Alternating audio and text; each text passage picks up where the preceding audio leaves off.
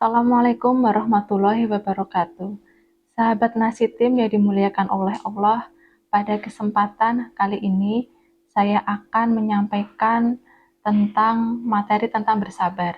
Jika kau rasa kesal, maka teriaklah, teriak di sini. Sabar yaitu adalah bagian dari keimanan kita atau bagian dari orang-orang yang beriman. Sifat sabar atau sikap sabar dan bersyukur adalah yang melekat dalam keimanan kita. Sabar itu adalah cara kita untuk menahan diri dari sesuatu. Sedangkan sabar terdiri ada 3 macam. Yang pertama, sabar dalam ketaatan kita dan ketakwaan kita kepada Allah. Yang kedua, sabar dari maksiat. Dan yang ketiga, sabar dalam menghadapi takdir yang terasa sakit. Yang pertama, sabar dalam ketaatan. Contohnya adalah puasa di bulan Ramadan. Nah, puasa di bulan Ramadan ini kita melakukannya dari terbitnya fajar hingga terbenamnya fajar. Nah, tentu dalam menjalankan ibadah puasa itu, tentu kita harus bersabar dalam menahan hawa nafsu kita, menahan diri dari emosi, dari rasa haus, serta rasa lapar.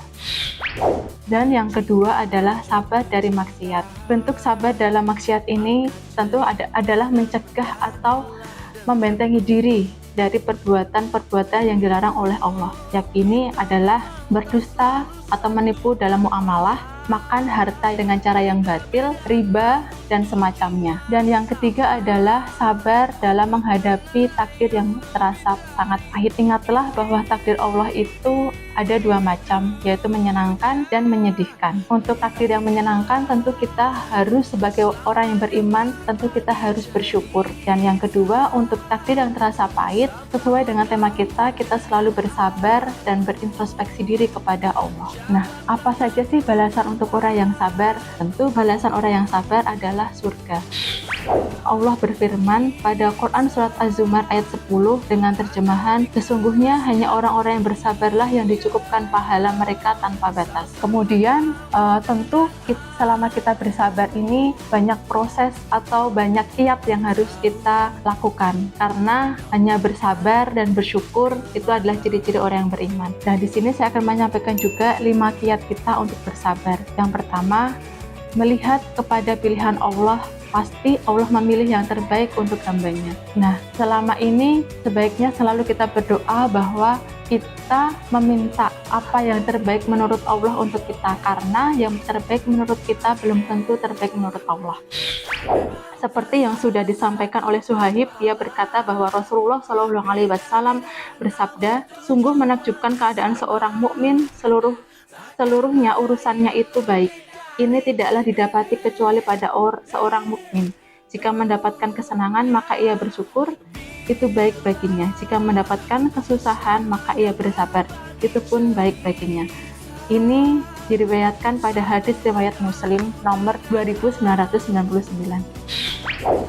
Untuk yang kedua, mengingat bahwa dengan adanya musibah itu akan menghapuskan dosa.